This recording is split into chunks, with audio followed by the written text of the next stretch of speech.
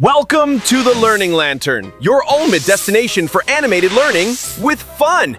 Let's light up your learning journey. The Learning Lantern-এ আপনাকে স্বাগতম। গল্পের নাম চতুর শিয়াল আর বোকা ছাগল। এক ছিল বুদ্ধিমান কিন্তু দুষ্টু এক শিয়াল, নাম তার ফিজো। সে খাবারের খোঁজে বনপাড়ার এক রোদেলা গ্রামে এসে পড়ল। এদিক সেদিক ঘুরতে ঘুরতে ঢুস সে পড়ে গেল স্কুলের পেছনে থাকা এক পুরনো শুকনো কুয়োয়। ফিজো, কুয়োটা খুব গভীর না হলেও দেয়াল ছিল বেশ খাড়া। ফিজো একা বেরোতে পারছিল না।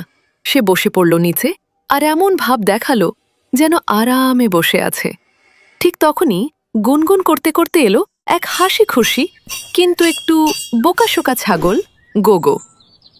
গোগো উকি দিয়ে দেখে ফিজো আরামে শুয়ে আছে। গোগো, এই মিস্টার শিয়াল, আপনি ওখানে কি করছেন?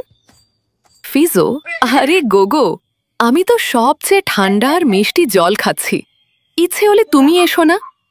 গোগো উত্তি, আমার তো খুব পিপাসা, আমি আসছি। একটু না ভেবে গোগো লাফ দিয়ে পড়ল কুয়োয়। চুপ গিয়ে পড়ল ফিজোর পাশে। গোগো হতবাক, জল কোথায়? ফিজো, আমি তো শেষ ফোঁটাটাও খেয়ে ফেলেছি। তবে ধন্যবাদ গোগো, তুমি লাফ দিলে। গোগো কিছু বুঝে ওঠার আগেই ফিজোর পিঠে চড়ে লাফ দিয়ে কুয়োর উপরে উঠে পড়ল। হাসতে থো, ধন্যবাদ গোগো, তুমি তো আসল বন্ধু। গোগো চিৎকার করে, আর আমি? আমায় কে তুলবে?